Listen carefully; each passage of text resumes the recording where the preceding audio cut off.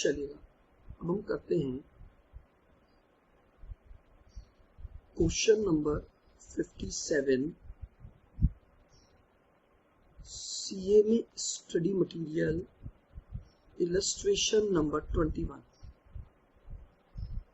देखिएगा ये क्या बोल रहा है, X Y limited has two divisions X and Y. ठीक है, एक्स और वाई लिमिटेड एक कंपनी है जिसमें दो डिवीजन वर्क कर रहे हैं, एक्स और वाई। आपको उनकी बैलेंस शीट की इंफॉर्मेशन दी गई है। Y division is sold to a new company Z limited. आपने अपने वाई डिवीजन को बेच दिया और एक नई कंपनी बना ली, और कंसीडरेशन है 250 लाख का, जो कि सेटल किया जाना है by issue of equity shares of Z of ₹10 each। Clear बिल्कुल। Pass the journal entries in the books of X Y limited and Z limited. तो लिख दो यहां पर पहले तो, since this situation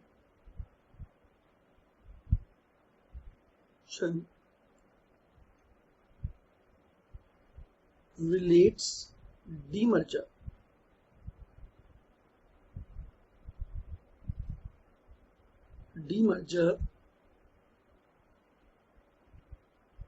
where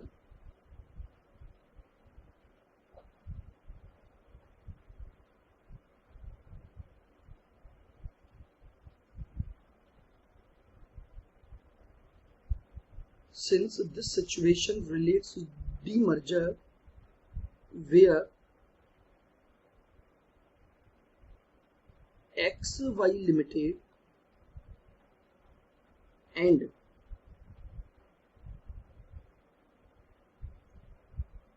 Z Limited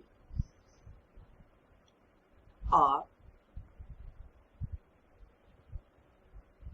under common control,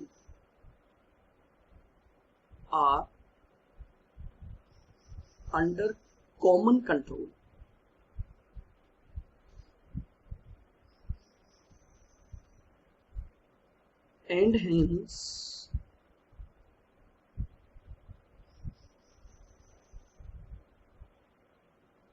pooling of interest method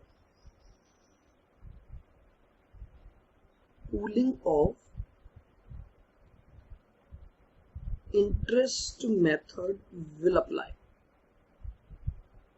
हमें pooling of interest method को apply करना है।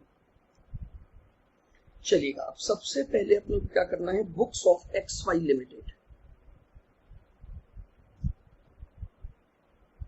Books of X Y limited. देखिएगा एक्स वाई लिमिटेड ने अपने वाई डिवीजन को हटाया है, तो वाई डिवीजन पर आइए।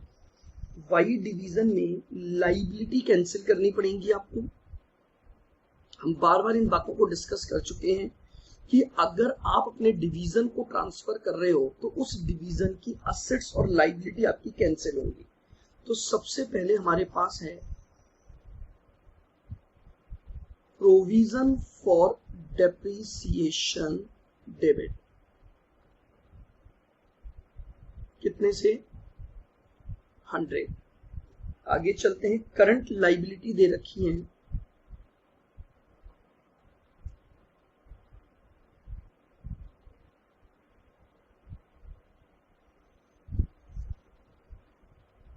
Current liabilities debit 300। फिर आपको उसके अलावा बोरोइंग्स दे रखी है 200।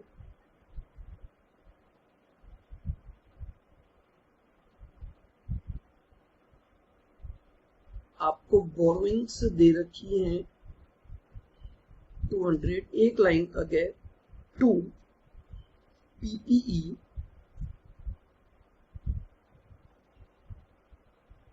400 और 2 करंट असेट्स 400, 2 करंट असेट्स 400। तो बताइए आपको लॉस ड्यू टू डीमर्जर हो गया। देखिए असेट तो गई आपके पास से 800 की और आपके पास लाइबिलिटीज आई 600। Loss on demerger,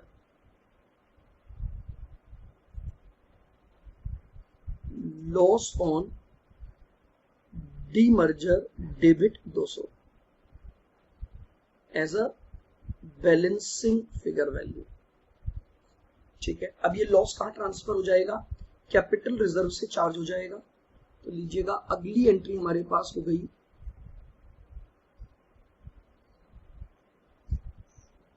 capital reserve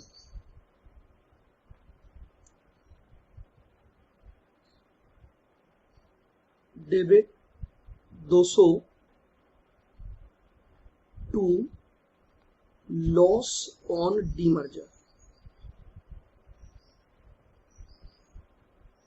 to loss on demerger.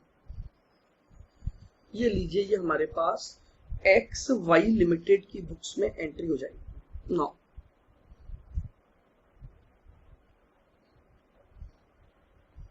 Books of Z limited,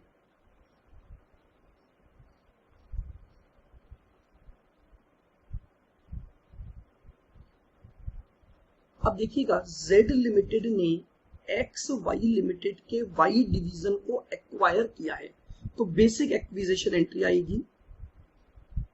आपके पास असेट्स आएंगी तो पीपीई अकाउंट डेबिट, लेकिन अब कौन सी वैल्यू, डब्ल्यूडीवी वैल्यू पीपीई की 300, बुक वैल्यू जो है आपके पास।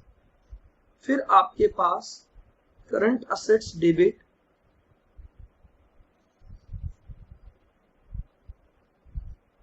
400 टू करंट लाइबिलिटी, आपके पास करंट लाइबिलिटी आएंगी 300 to borrowings,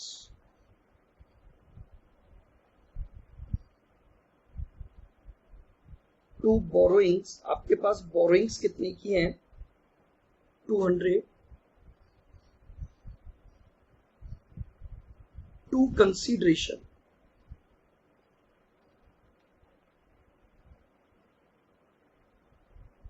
to consideration, consideration आपने दिया है 250 का। तो ये कितना हो गया, अगर तो 700 है जो 750 है, तो हमारे पास कैपिटल रिजर्व डेबिट हो जाएगा। देखिएगा मैं फिर आपको बता रहा हूं, आपके स्टडी मटेरियल यानी सीए में फाइनल के स्टडी मटेरियल में ये इसे गुडविल लिख देते हैं, but according to the Ind AS 103 pooling of interest method में गुडविल और बार्गेन परचेस क्रिएट नहीं होता है। ठीक है, तो आप कैपिटल रिजर्व लिख रहे हैं। हालांकि अगर आप अपने एग्जाम के लिए गुडविल लिखते हैं तो भी वो सही माना जाएगा, क्योंकि हमारा जो स्टडी मटेरियल है वो गुडविल को फॉलो कर रहा है। But for the CA examination नहीं, वहां पर क्लियरली इंडिकेट है कि एज पर इंड AS 103 आपकी गुडविल और बार्गेन परचेस क्रिएट नहीं हो सकते। नेक्स्ट एंट्री, कंसीडरेशन पे करोगे,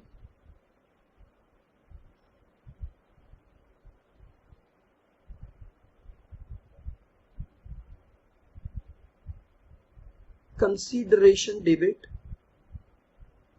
to equity share capital, to equity share capital, ये 250 का आपका कंसीडरेशन हो गया। तो लीजिए, ये हमारे पास क्वेश्चन नंबर 57 है, बस एंट्रियां मांगी थी दोनों कंपनियों की बुक्स में। चलिए देखिए, एक और छोटे से पॉइंट को हम डिस्कस करेंगे।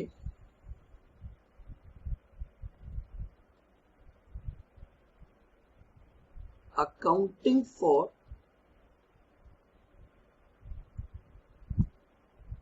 Cell of division,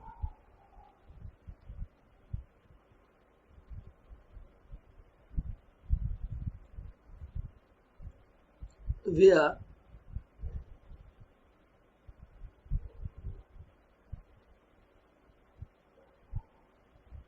entities are not under common control. Entities are not under common control. आइए बिल्कुल ध्यान से अब मेरी इस बात को आप सुनेंगे, देखिएगा। मान लेते हैं ये एक कंपनी है एक्स लिमिटेड। इस एक्स लिमिटेड में दो डिवीजन वर्क कर रहे हैं।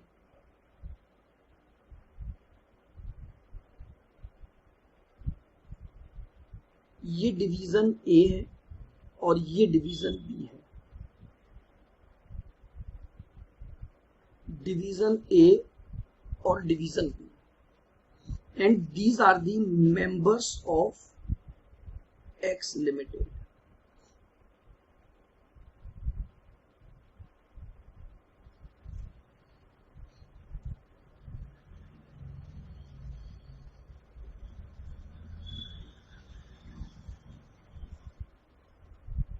मेंबर्स ऑफ एक्स लिमिटेड, यानी इन लोगों के पास एक्स लिमिटेड का कंट्रोल है। अब देखिएगा, तो ये जो एक्स लिमिटेड है इसने अपने बी डिवीजन को सेपरेट किया।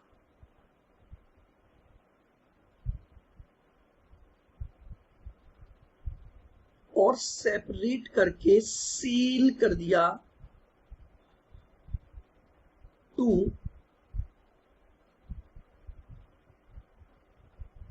B limited. ठीक है, आपने अपने बी डिवीजन को सेपरेट किया और सेपरेट करके इसे एक कंपनी को बेच दिया बी लिमिटेड। नाउ आपने अपनी इस डिवीजन की असेट और लाइबिलिटी बेची तो बदले में कंसीडरेशन ड्यू होगा। अब ये जो बी लिमिटेड है इसने कंसीडरेशन किसको दिया? तो देखिएगा ध्यान से बिल्कुल,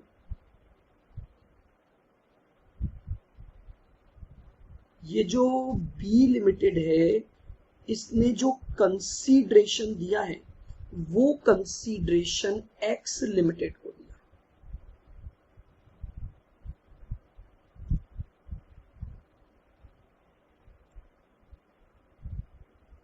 कंसीडरेशन किसको दिया गया? एक्स लिमिटेड को दिया गया।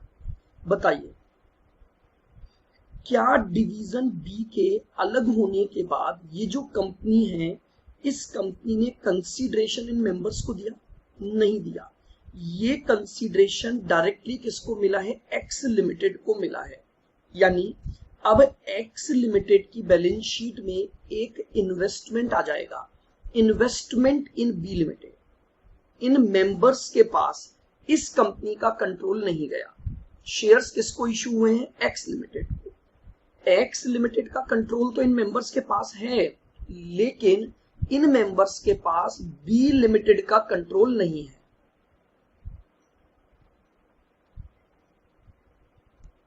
तो अगर बी लिमिटेड का कंट्रोल इनके पास नहीं है तो इसका मतलब अब ये एक्स लिमिटेड और बी लिमिटेड जो है वो नॉट अंडर कॉमन कंट्रोल है। और अब अगर नॉट अंडर कॉमन कंट्रोल है तो अकाउंटिंग में थोड़ा बहुत चेंज आ जाएगा। तो लिखेंगे अब आप इसमें आगे,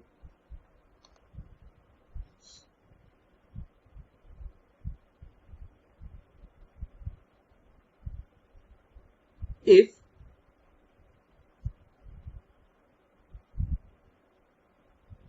entities are not under common control,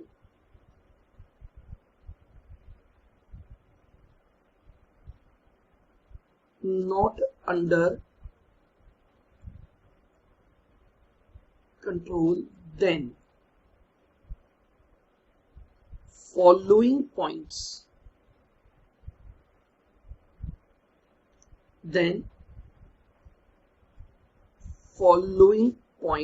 should be kept in mind.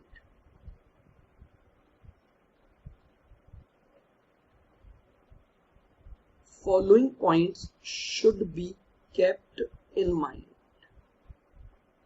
आपको कुछ बातें ध्यान रखनी पड़ेंगी। ए,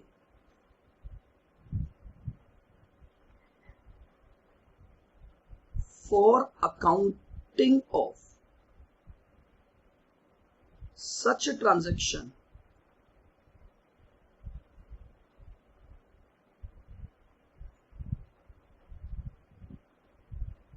for accounting of such transaction,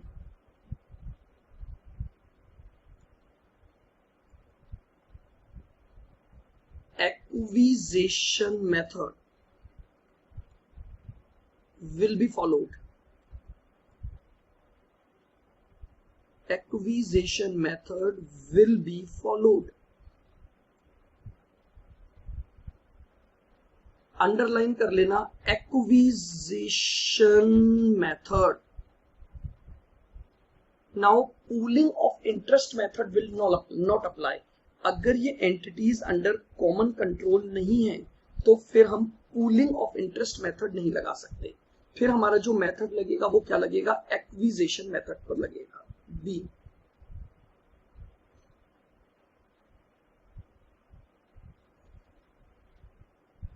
assets and liabilities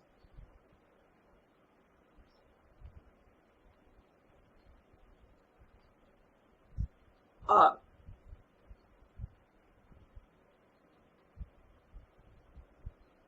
taken over at fair value, book value नहीं। पूलिंग ऑफ इंटरेस्ट में आप क्या कर रहे थे, बुक वैल्यू पर टेक ओवर हो रहा था। अब किस पर टेक ओवर होगा, फेयर वैल्यू पर टेक ओवर होगा। यानी अगर आपको एसेट्स और लाइबिलिटीज को लेना है तो उनका जो रिकॉग्निशन होगा वो किस पर होगा, फेयर वैल्यू पर होगा।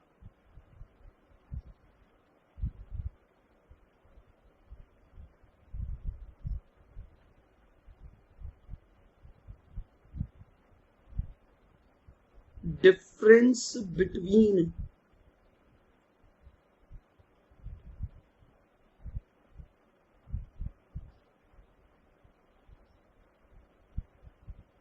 consideration and difference between consideration and net asset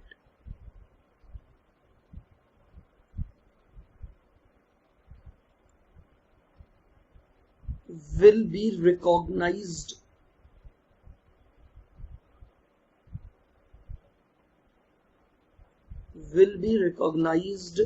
as goodwill oblique bargain purchase, goodwill oblique bargain purchase. अब देखिएगा, जब आपने पूलिंग ऑफ इंटरेस्ट मेथड लिया था तो ये जो डिफरेंस था ये कैपिटल रिजर्व से जा रहा था, लेकिन अब चूंकि आप एक्विजिशन मेथड लगा रहे हो तो एक्विजिशन मेथड में ये जो डिफरेंस आएगा वो किससे एडजस्ट होगा, आपका वो डिफरेंस गुडविल या बार्गेन परचेज से एडजस्ट होगा। तो मेरी बात समझ आ रही है। अगर एंटिटीज अंडर कॉमन कंट्रोल हैं तो apply pooling of interest method, और अगर एंटिटीज अंडर कॉमन कंट्रोल नहीं है तो अप्लाई करोगे आप एक्विजिशन मेथड। लीजिएगा, यानी अगर अब हम बात करते हैं फ्लो चार्ट पर, flow chart for accounting, flow chart for accounting किसके लिए बात कर रहे हैं, entities under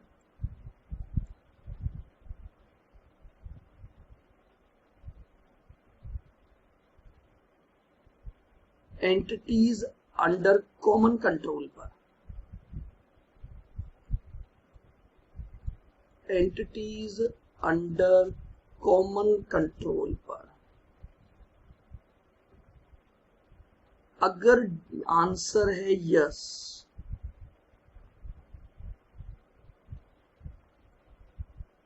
apply cooling of interest method,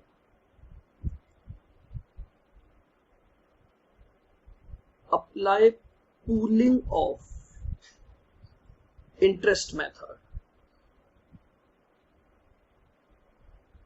and the answer is no.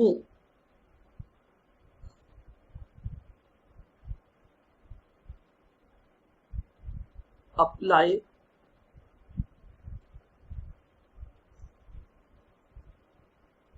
acquisition method. ठीक है, तो आपको एक्विजिशन मेथड पर जाना है।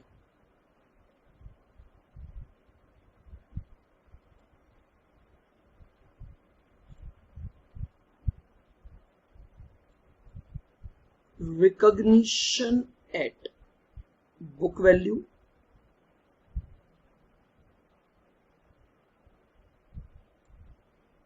No goodwill oblique bargain purchase, no goodwill oblique bargain purchase,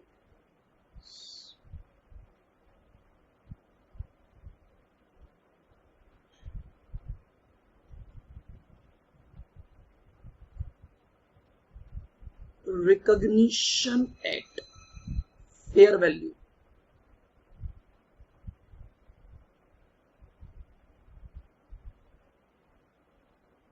create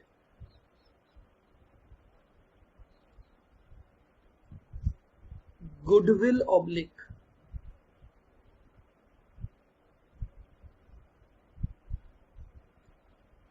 bargain purchase.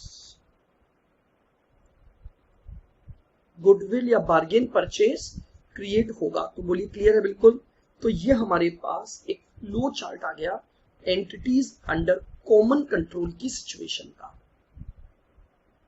मेरे हिसाब से अब आपको ये बिल्कुल चीजें क्लियर हैं, कैसे देखना है एंटिटीज अंडर कॉमन कंट्रोल है या एंटिटीज अंडर कॉमन कंट्रोल नहीं है, और उस अकॉर्डिंग आपको अपनी अकाउंटिंग प्रोसेस को फॉलो करना है।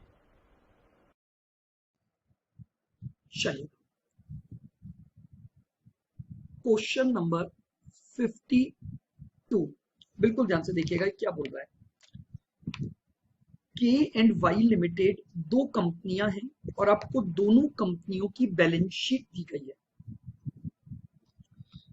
के जो है उसमें दो डिवीजन है, तो चलिए सबसे पहले हम बात करते हैं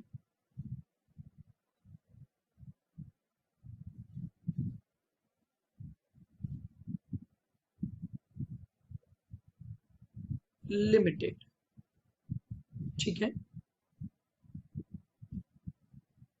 इस कंपनी में दो डिवीजन वर्क कर रहे हैं।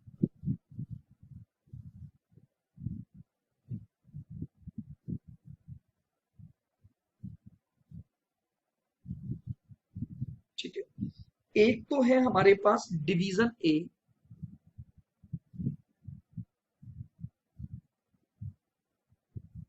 ठीक है, और एक हमारे पास है डिवीजन बी।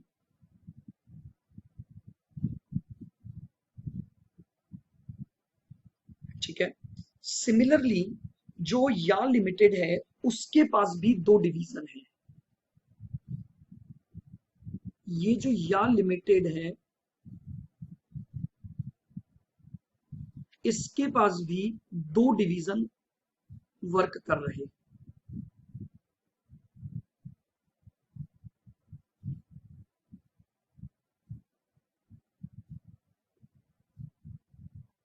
डिवीजन ए और डिवीजन बी। अब पॉइंट क्या है वो समझना। The two companies decided to reorganize. Necessary approval from the creditors, members and sanction by the High Court has obtained the following scheme. बिल्कुल ध्यान से सुनना। डिवीजन बी ऑफ के जिसकी फिक्स्ड असेट आपको दे रखी है 400 करोड़, ठीक है, और इसकी WDV दे रखी है 160, तो बताइए इसका एक्यूमुलेटेड डेप्रीसिएशन कितना बना? 240। तो आपके पास उसकी WDV आ गई 160। क्लियर है बिल्कुल? कॉस्ट दे रखी है 400 करोड़ और रिटर्न डाउन वैल्यू दे रखी है 160, तो इसका जो गैप हुआ वो आपका डेप्रीसिएशन का अमाउंट आ गया। फिर आपने इस डिवीजन में करंट असेट्स चल रही है 900 करोड़ की, करंट लाइबिलिटीज चल रही है 750 करोड़ के, और एक लोन चल रहा है, लोन 200 करोड़ का। आपने ये डिवीजन 125 करोड़ में इसको बेच दिया, ये लीजिए ये डिवीजन इसको बेच दिया सेल फॉर 125 करोड़, यानी के को वाई से अपने इस डिवीजन के बदले में 125 करोड़ लेने हैं। आइएगा second point, division A of Y, यानी ये इसके पास जो फिक्स असेट थी वो थी 500 करोड़,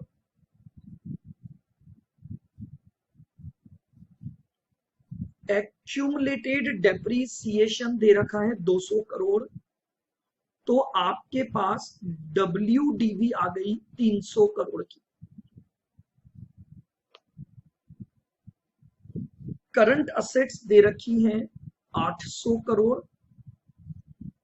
करंट लाइबिलिटी आपको दे रखी है 700 करोड़, और लोन फंड दे रखा है 250 करोड़। और ये डिवीजन आपने इसको बेच दिया सेल फॉर 140 करोड़। बोलो क्लियर है बिल्कुल? इस कंपनी ने अपना ये डिवीजन 125 करोड़ में या को बेचा, और या ने अपना ये डिवीजन 140 करोड़ में के को बेचा। अच्छा जी, अब जरा अपन थोड़ा सा इस कंसीडरेशन के लेन देन की बातें करते हैं। देखिएगा,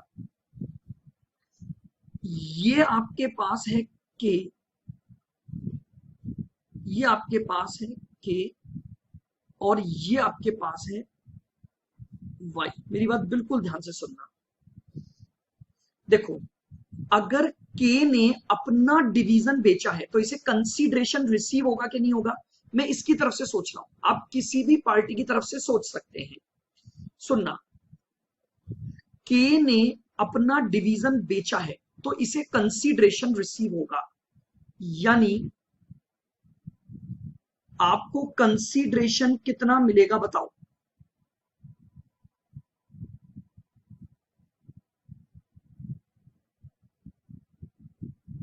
वाई से के को रिसीव होने हैं, रिसीव 125 करोड़, और आपने इसका डिवीजन खरीदा है, के ने इसका डिवीजन खरीदा है, तो के को इसे पैसे देने पड़ेंगे, तो इसका मतलब आपको कंसीडरेशन देना भी है, पेबल।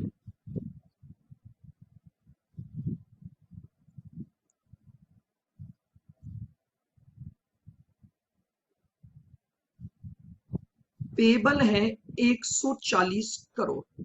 अब देखिए क्वेश्चन में क्या बोला है, ये जो लेन देन इनके कंसीडरेशन का हो रहा है, the difference between two consideration will be treated as loan. जरा मुझे बताओ, इसे हमें लोन ट्रीट करना है। लोन कैसे? यानी अगर मैं सोचूं तो के को वाई को 15 करोड़ रुपए देने हैं या नहीं देने हैं। बहुत ध्यान से सुनना, के पास आने हैं 125 और के पास से जाने हैं 140, तो कुल मिलाकर के लिए 15 करोड़ की एक लाइबिलिटी बन गई है। तो क्वेश्चन ये बोल रहा है कि यहां जो ये लेन देन है ये लोन की तरह से ट्रीट करो, यानी इसकी बुक्स में एक लाइबिलिटी आ जाएगी।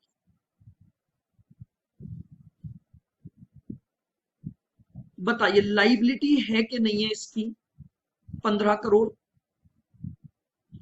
और इससे 15 करोड़ मिलने हैं तो इसकी असेट बनेगा ये 15 करोड़। बहुत ध्यान से सुनना, वापस सुनो, पहले के पर बात करता हूं।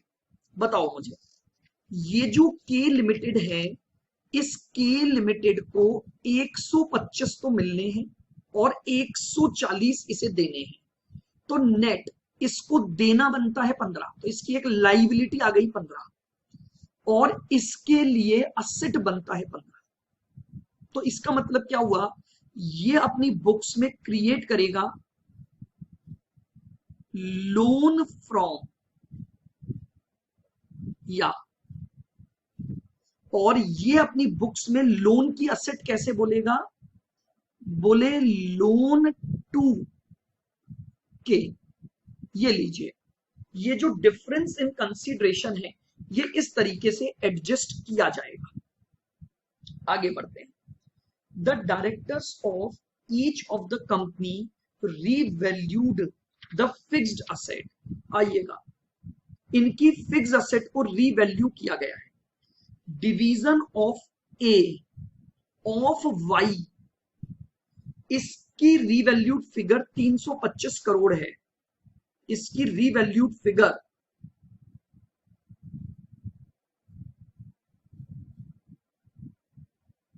रीवैल्यूड अमाउंट 325 है, और डिवीजन बी ऑफ के, इसकी फिक्स्ड असेट की रीवैल्यूड अमाउंट,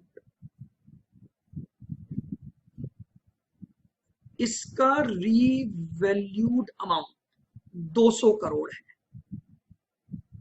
ये आपको इन असेट्स की रीवैल्यूड के अमाउंट दिए हुए हैं। एंड इसके अलावा जितनी भी असेट्स और लाइबिलिटीज हैं उनको बैलेंस शीट वैल्यू पर ही रिकॉर्ड किया जाएगा।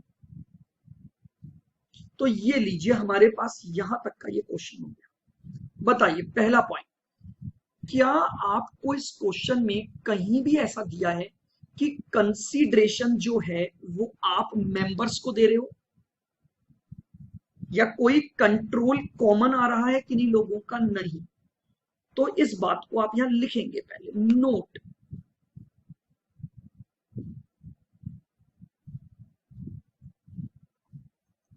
Due to sale of divisions,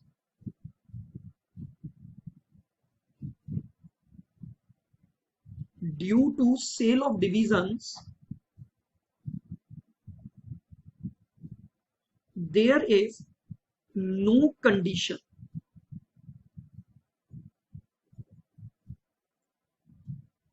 exist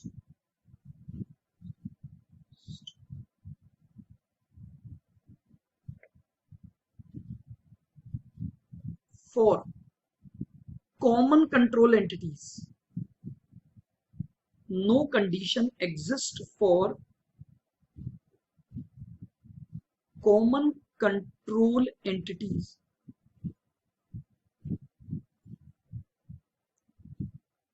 So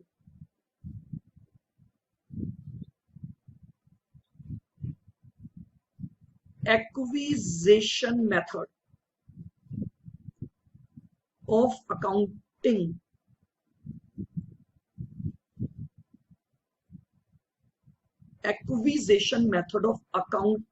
will be followed. ये लीजिए, मैंने ये बात लिख दी पहले, ये नोट डाल दिया है।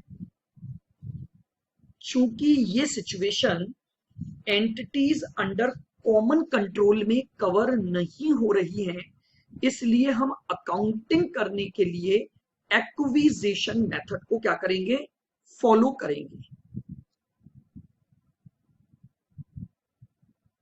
क्लियर है बिल्कुल? चलेगा। तो अब हम सबसे पहले के लिमिटेड की बुक्स में अकाउंटिंग एंट्रीज डालेंगे। तो चलिए लिखेंगे अकाउंटिंग एंट्रीज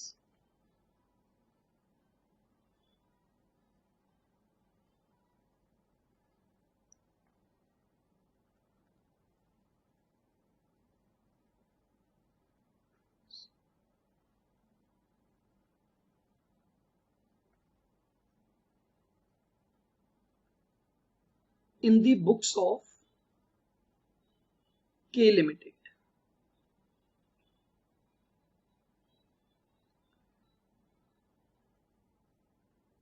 चलेगा, मेरी बात को बिल्कुल ध्यान से सुनना। देखिए, के लिमिटेड ने वाई लिमिटेड का एक डिवीजन खरीदा है और अपना एक डिवीजन बेचा है। तो मैं सबसे पहली एंट्री बताता हूं सेल ऑफ डिवीजन पर। Cell of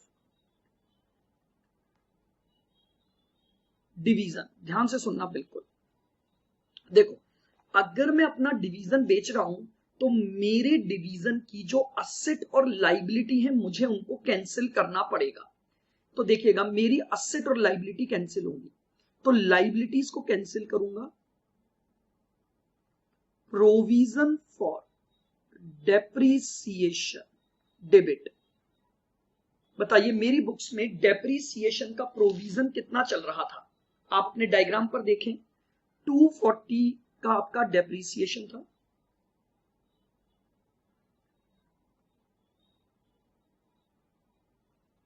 current liabilities debit, आप करंट लाइबिलिटीज को डेबिट करोगे 750 से। लोन फंड डेबिट, आपका लोन फंड का अमाउंट था 200 का।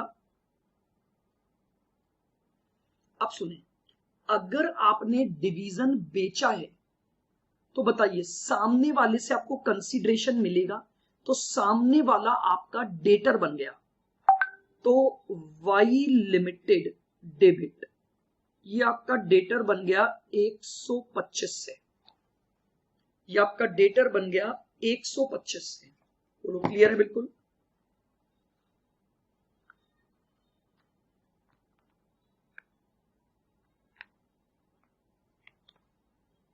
चलिएगा, अब हमारे पास से गई टू फिक्स असेट। हमारे पास से असेट बताइए कितने की गई थी? हमारे पास से असेट गई है 400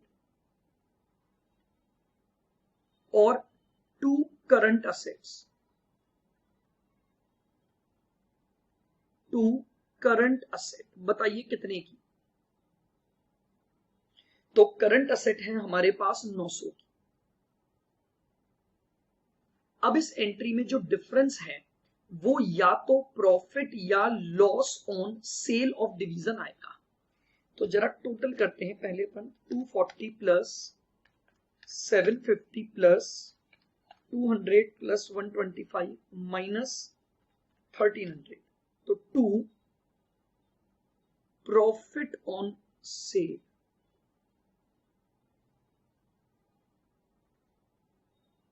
टू प्रॉफिट ऑन सेल 15। ये लीजिए, हमने पहली एंट्री सेल ऑफ डिवीजन की कर दी। नाउ अब ये जो प्रॉफिट हुआ ये कैपिटल रिजर्व में चला जाएगा। तो लीजिए, अगली एंट्री हमारे पास हो गई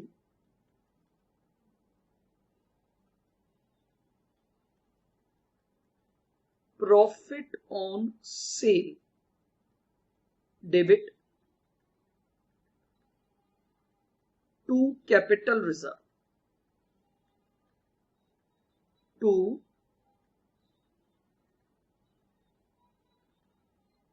कैपिटल रिजर्व 15।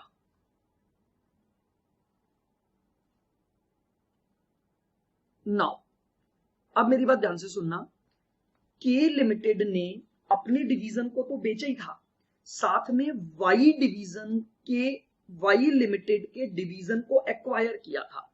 तो अब हम डालेंगे एक्विजिशन एंट्री।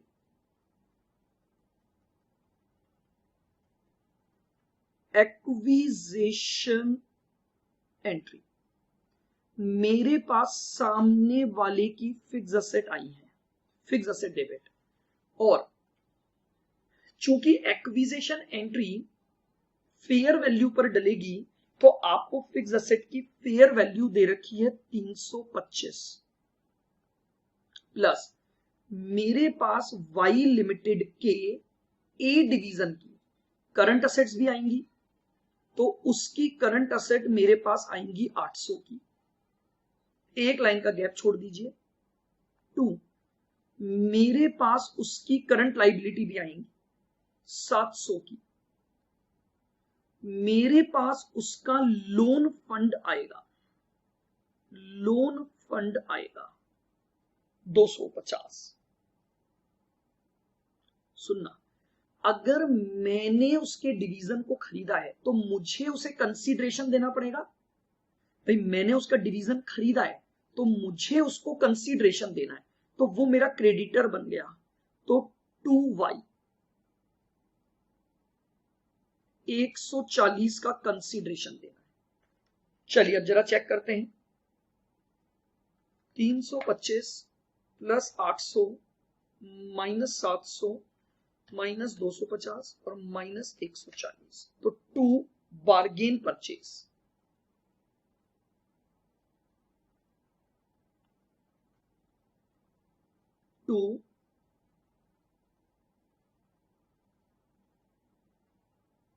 बार्गेन परचेज आ गया 35 का।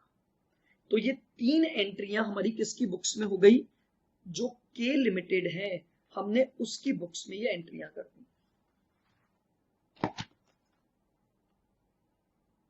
क्लियर है बिल्कुल? चलिएगा, अब हम बनाते हैं बैलेंस शीट ऑफ के।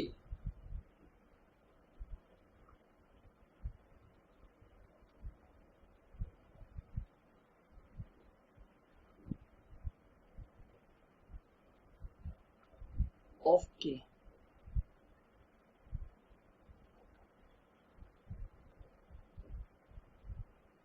पर्टिकुलर, ये बिफोर रीऑर्गेनाइजेशन और ये हमारी आफ्टर रीऑर्गेनाइजेशन। देखिएगा, बिफोर वाली बैलेंस शीट तो हमें दी हुई है। सबसे पहले हमारे पास आएंगी असेट्स। चलिएगा, इसमें हमारे पास है नॉन करंट असेट्स। बिल्कुल ध्यान से देखिएगा, आप जरा के लिमिटेड की बैलेंस शीट देखो। के लिमिटेड में फिक्स असेट की कॉस्ट दे रखी है 1000 और एक्यूमुलेटेड डेप्रीसिएशन दे रखा है 400। ठीक है, तो इसका मतलब WDV कितनी हो गई, 600। तो मैंने बिफोर में असेट की WDV लिख दी 600। नाउ अब बहुत ध्यान से मेरी बात को सुनोगे आप, आफ्टर की बैलेंस शीट में क्या आएगा। देखो, मैं यही ब्रैकेट में दिखाता हूं। देखो 600 की थी, इसमें से मैंने अपना जो डिवीजन बेचा, उसकी WDV थी असेट की 160 प्लस मैंने जो डिवीजन खरीदा उस डिवीजन की वैल्यू थी आपके पास 325। बताइए, 600 माइनस 160 प्लस 325, ये आ गया 765। वापस से देख लेना, बिफोर की तो मैंने बैलेंस शीट से उठा ली 600। अब आफ्टर कैसे निकालोगे, देखो 600 थी, ये WDV है, ये जो नॉन करंट असेट्स मैंने दिखाया है ये WDV पर दिखाया। तो 600 की WDV में से मैंने 160 की WDV की असेट बेच दी और मैंने एक असेट एक्वायर की जिसकी फेयर वैल्यू 325 थी। तो ये मेरे पास नॉन करंट असेट्स आ गई। आइएगा करंट असेट्स। Current assets. बताइए मुझे, आपके पास पहले की करंट असेट्स कितनी थी? बिफोर मर्जर आपको दे रखा है, आपके पास टोटल करंट असेट्स के लिमिटेड में 2000 है। आइएगा इधर बात करते हैं। अब 2000 में से मैंने अपने डिवीजन की करंट असेट्स 900 बेच दी और सामने वाले डिवीजन की 800 की करंट असेट मेरे पास आई, तो मेरे पास करंट असेट्स की वैल्यू हो गई 1900। लीजिए टोटल लगा देते हैं। 2600 का टोटल तो ये आ गया और 765 प्लस 1900 यानी 2665 ये वैल्यू। सेकंड,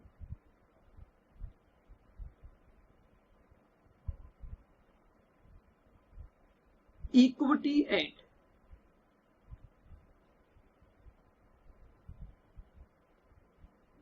लाइबिलिटीज की value. Share capital,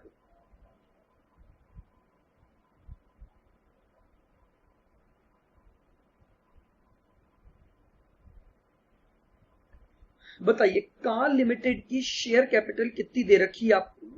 300। After merger भी ये 300 ही रही। ये आपके पास शेयर कैपिटल आ गई। शेयर कैपिटल में कोई चेंज नहीं हुआ है। अब मेरी बात ध्यान से सुनेंगे। अदर इक्विटी,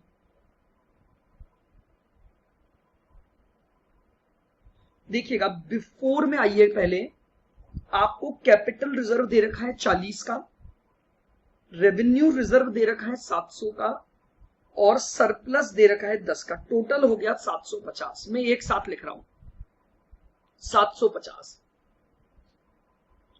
जरा बाद में देखते हैं, ध्यान से सुनना। 750 तो पहले थी। आइए अब जब आपने पहली एंट्री पास की थी तो प्रॉफिट ऑन सेल आया था 15 का, तो आपकी इक्विटी 15 से बढ़ जाएगी। और जब आपने टेक ओवर एंट्री की थी तो आपका 35 का बार्गेन परचेज आया था, तो वो भी आपके रिजर्व को बढ़ाएगा। तो यानी 750 तो थे प्लस 15 और प्लस 35, हमारे पास टोटल रिजर्व्स की वैल्यू आ गई 800। देख लें 750 बैलेंस शीट में दिए हुए हैं, प्लस 15 का क्या आया है, ये profit on cell. First entry देखिए आपकी, सेल ऑफ डिवीजन करते समय आपको 15 का प्रॉफिट हुआ था, तो वो आपकी इक्विटी में क्रेडिट हो गया। और जब आपने वाई लिमिटेड के डिवीजन को खरीदा तो आपको 35 का बार्गेन परचेज आया था। चलिएगा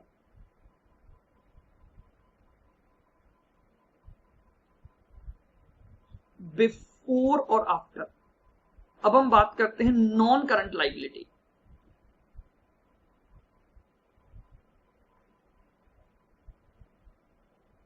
नॉन करंट लाइबिलिटी,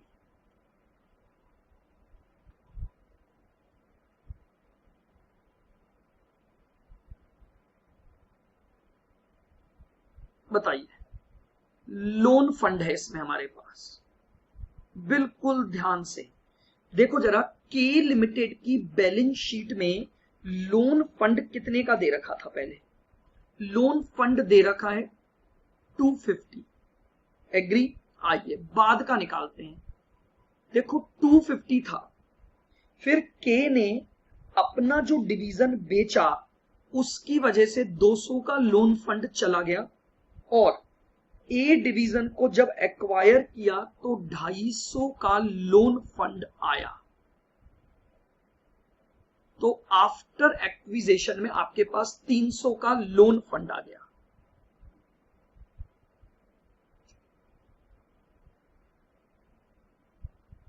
नाउ अब एक और चीज थी, मेरी बात बहुत ध्यान से सुनना।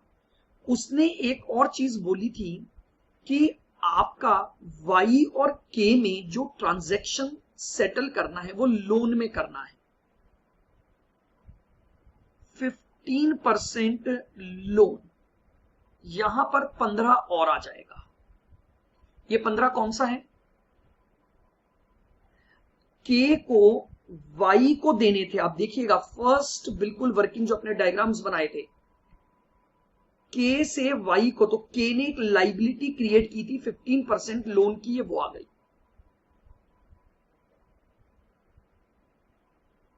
करंट लाइबिलिटीज,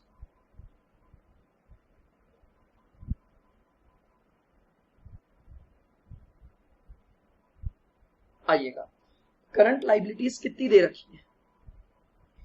बिफोर वाले में आप जब जाएंगे तो आपको 1300 की करंट लाइबिलिटी दी हुई है। यहां पर हम निकालते हैं 13 में से मैंने जो बेची वो थी 750 और मैंने जो डिवीजन एक्वायर किया उसकी है 700। बताइए कितना गया? तो 1250 आपकी याद है, टोटल लगा दें तो 300 प्लस 750 प्लस 250 प्लस 1300, 2600 आ गया।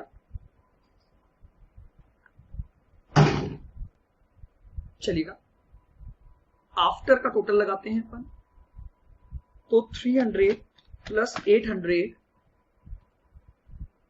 Plus 300 plus 15 plus 1250, that is 266। ये लीजिए, ये हमारी के लिमिटेड की बिफोर की बैलेंस शीट हो गई और के लिमिटेड की हमारी आफ्टर बैलेंस शीट आ गई। बोलेगा क्लियर है बिल्कुल? चलिएगा तो आगे बढ़ते हैं। अब हम बनाएंगे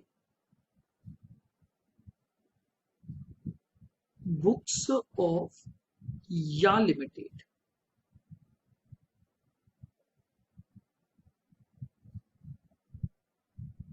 चलिएगा अब देखिएगा, या लिमिटेड ने सबसे पहले अपना डिवीजन सेल किया है, तो पहली एंट्री हम डालते हैं सेल ऑफ डिवीजन को लेकर, सेल ऑफ डिवीजन को लेकर। अब मेरी बात बहुत ध्यान से सुनना, देखिएगा अगर आपने अपना डिवीजन बेचा है, सबसे पहले आ जाएगा प्रोविजन फॉर डेप्रिसिएशन डेबिट 200, उसके बाद आपके पास आ जाएंगी करंट लाइबिलिटीज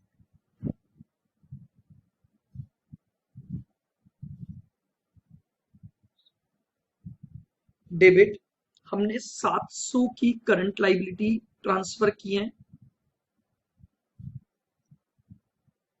और लोन फंड डेबिट, हमारा कितने का लोन फंड था? 250 का लोन फंड था। अब हमने अपना ये जो डिवीजन बेचा था, इसके बदले में कंसीडरेशन हमें कैसे लेना है?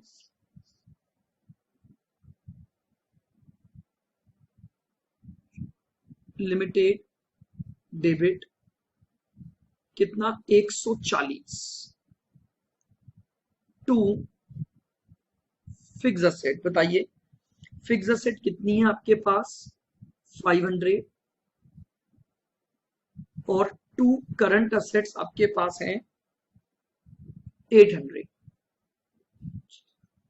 चलिए जरा डिफरेंस निकालते हैं। डिफरेंस क्या रहा है हमारे पास? आइएगा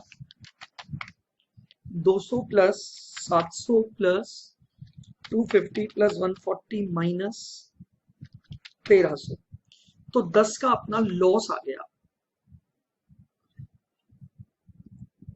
तो लॉस ऑन सेल आपका डेबिट हो जाएगा tax.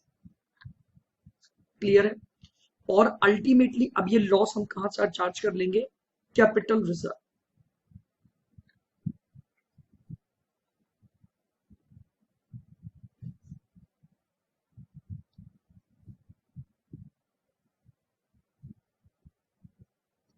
Capital reserve debit to loss on sale, ये आपका जो लॉस ऑन सेल हुआ है ये कैपिटल रिजर्व से चार्ज हो गया।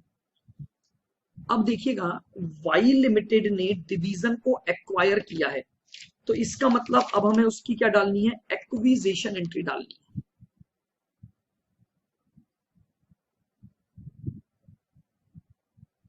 चलिएगा तो देखिएगा एक्विजिशन एंट्री, मेरे पास फिक्स असेट आई कितने की, फिक्स असेट का रीवैल्यूड अमाउंट आपको दे रखा है 200, मेरे पास करंट असेट्स आई, मेरे पास सामने वाले डिवीजन की 900 की करंट असेट्स आई। 2 मेरे पास करंट लाइबिलिटीज आई 750, मेरे पास लोन फंड आया, सामने वाली कंपनी का 200 का लोन फंड, बदले में मुझे उसे कंसीडरेशन देना है, तो 2K लिमिटेड को मुझे 125 देना है। चलिए जरा देखते हैं, तो 1100 माइनस 750 माइनस 200 माइनस 125, तो बार्गेन परचेज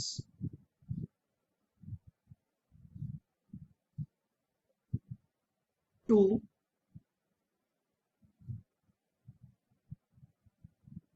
बार्गेन परचेज आ जाएगा 25 as a balancing figure value. ये लीजिए, तो ये हमारे पास किसकी बुक्स में, या लिमिटेड की बुक्स में अकाउंटिंग एंट्रीज हो गई। अब हमें इसकी भी बैलेंस शीट बनानी है।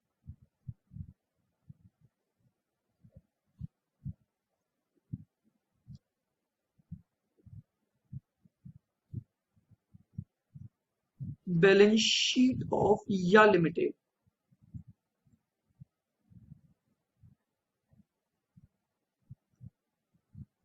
बिफोर और आफ्टर, बिल्कुल ध्यान से बनाते हैं।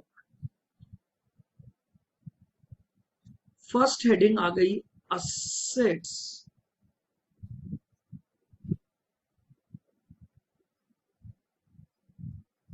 Non current assets. बताइए अब अगर अपन नॉन करंट असेट्स पर जाते हैं पहले की, तो बैलेंस शीट देखिएगा, या लिमिटेड में current asset non current assets की WDV दे रखी है 400, तो बिफोर में आ गया 400। आइए आफ्टर, 400 थी प्लस मैंने डिवीजन बी की जो असेट खरीदी, बताइए कितने की खरीदी मैंने,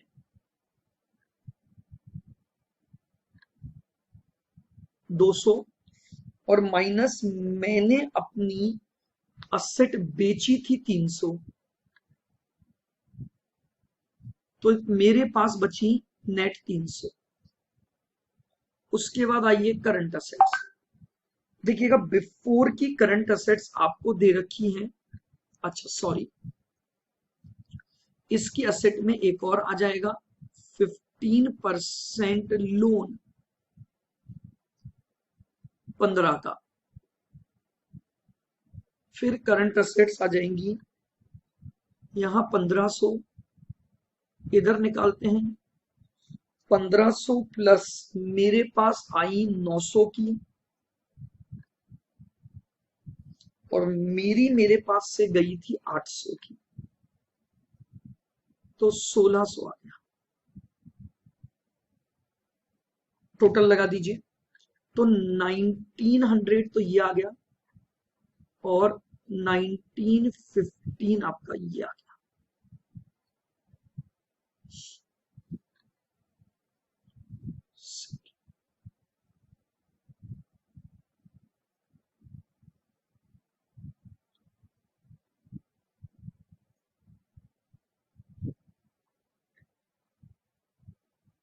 इक्विटी एंड लाइबिलिटीज,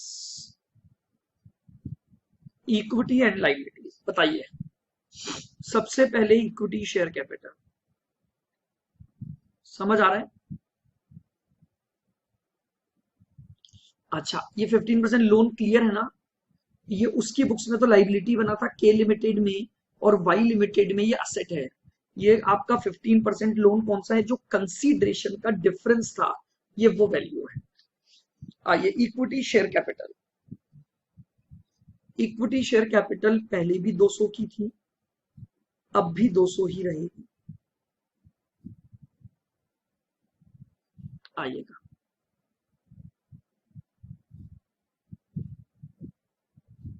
बिफोर और आफ्टर।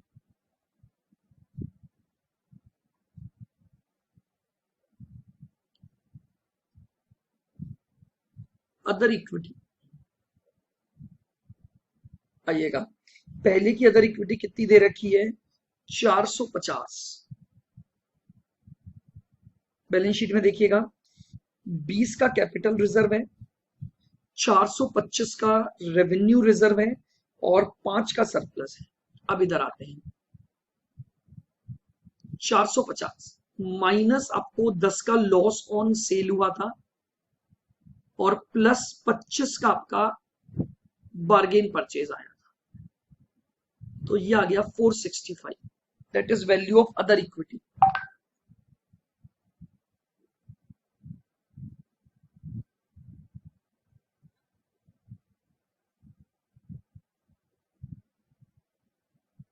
नॉन करंट लाइबिलिटी,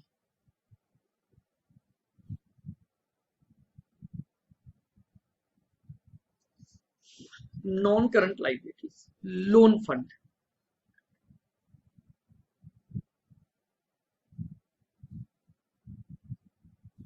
बताइए, आपको पहले का लोन फंड कितना दे रखा है?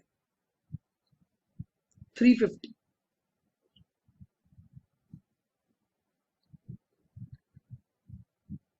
इधर आइए, 350 तो ये हो गया, प्लस हमने जब डिवीजन खरीदा तो 200 का लोन फंड आया, माइनस हमारे पास से 250 का लोन फंड गया, तो कितना आ गया? 300।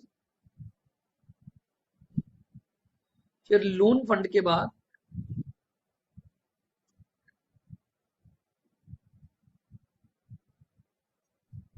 Current liabilities. देखिएगा, बिफोर में करंट लाइबिलिटी दे रखी है 900। अब इधर आइए, 900 प्लस हमारे पास 750 की करंट लाइबिलिटी आई, माइनस हमारे डिवीजन की 700 की गई, तो ये आ गया 950। टोटल लगा दें,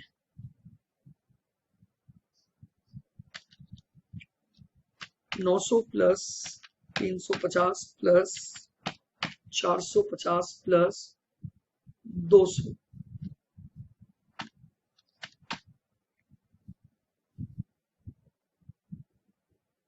1900। 200 प्लस 465 प्लस 300 प्लस 950, ये लीजिए, ये हमारे पास वाई लिमिटेड की बैलेंस शीट बन गई। तो ये हमारे क्वेश्चन का पहला पार्ट था। आपको दोनों कंपनियों की क्या बनानी थी? बैलेंस शीट प्रिपेयर करनी थी। नाउ अब इसने देखिएगा अगला क्वेश्चन क्या पूछा, बिल्कुल ध्यान से।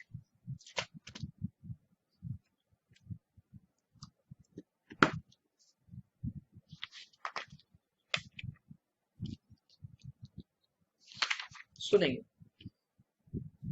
अब ये बोल रहा है कि एक कोई मास्टर रिची रिच है जिनके पास 50,000 शेयर तो के और 30,000 शेयर वाई के, तो आपको in terms of net asset उसका गेन और लॉस निकालना है। तो लीजिए, सबसे पहले मुझे इंट्रिंसिक वैल्यू पर शेयर निकालनी पड़ेगी।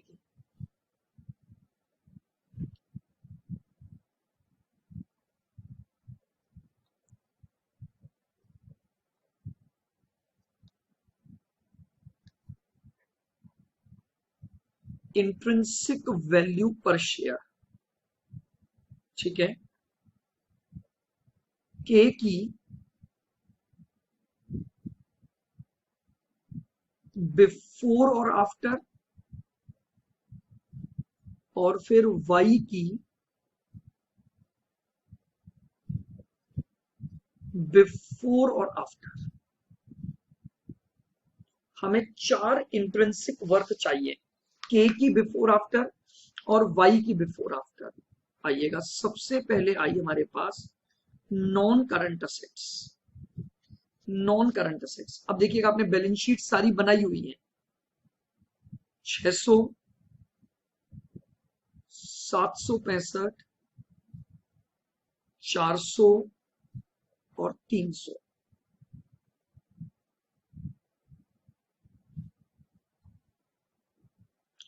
उसके बाद आपके पास है करंट असेट्स।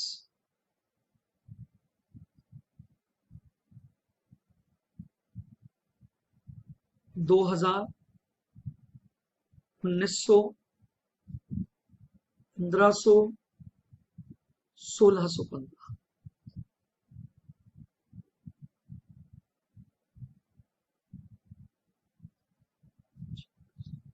2600 तो ये आ गया, 765 प्लस 1900,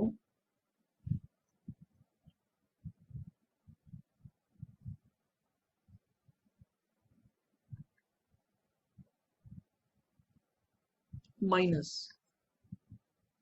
करंट लाइबिलिटी माइनस करोगे 1300, यहां पर थी 1250,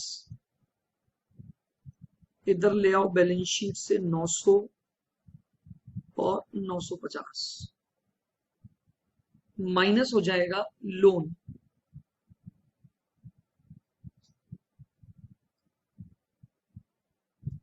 दो सौ पचास,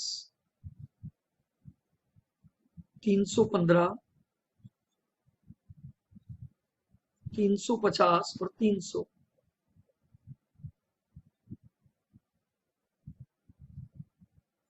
ये लीजिए, ये हमारे पास आएगी नेट असेट। देखिए, कुछ भी नहीं करना है, आपने चारों बैलेंस शीट बनाई हुई है, केवल आपको उन चारों बैलेंस शीट से बस असेट माइनस लाइबिलिटी की वैल्यू लिखनी है।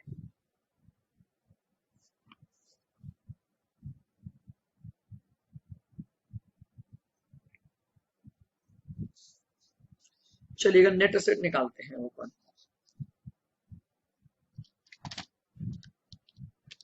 2600 माइनस 1300 माइनस 250, तो ये आ जाएगा 1050। इधर 1100 आ गया, इधर आपके पास 650 आ जाएगा और इधर आपके पास 665 आ गया। ये लीजिए,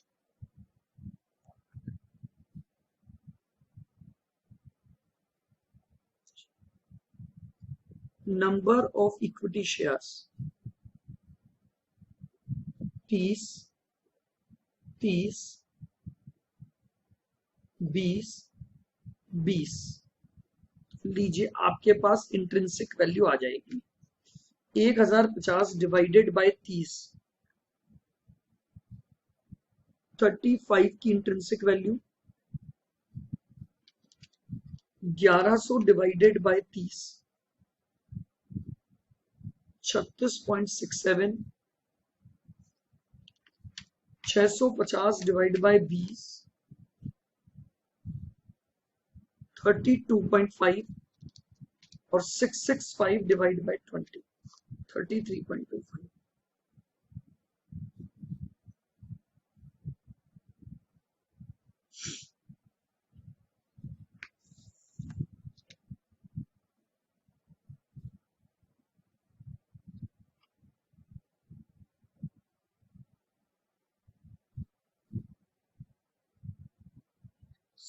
Statement is showing gain oblique loss, gain oblique loss due to reorganization.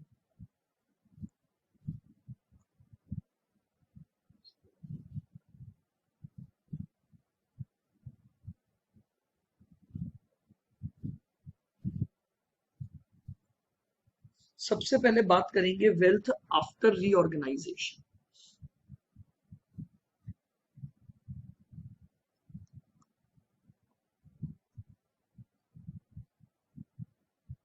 After reorganisation,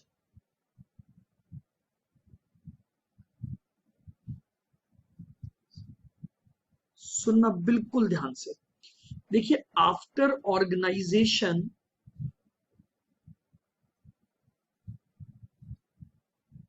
value of shares held in के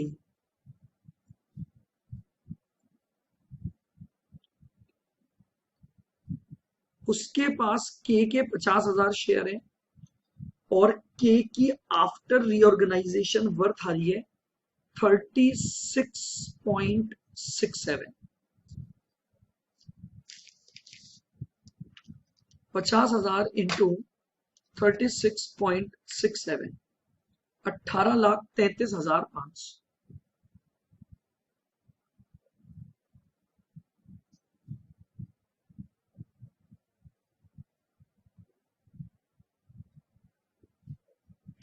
value of shares held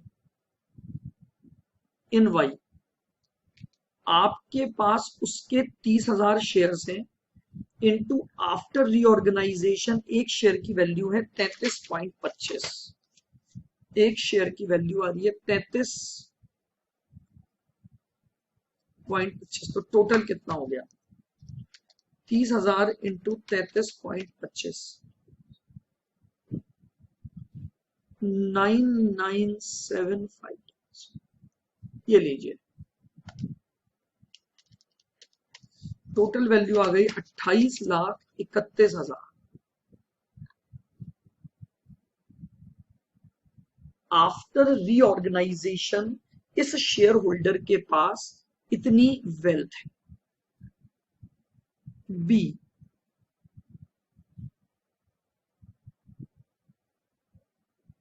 wealth before reorganisation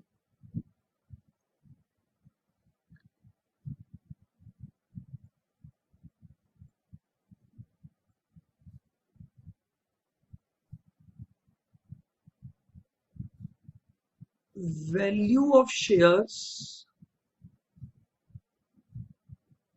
held in के 50,000 into 35।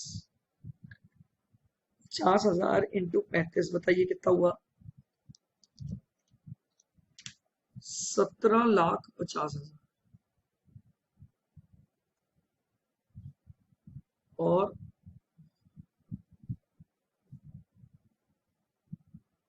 Value of shares held in Y,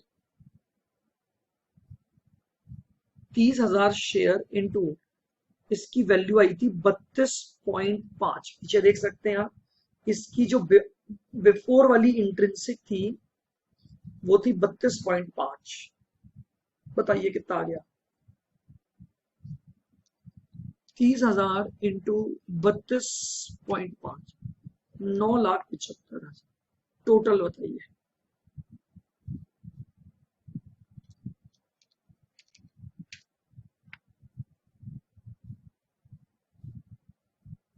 बताइए उसे gain कितने का हो गया? After reorganisation उस share holder के पास जो शेयर्स हैं उनकी वर्थ आ रही है 28,31,000। तो गेन आ गया 1,06,000।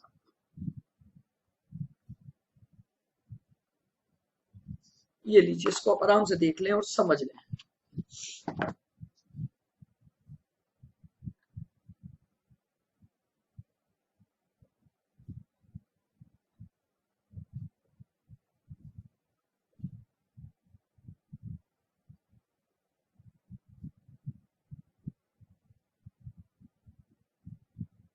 हाँ जी,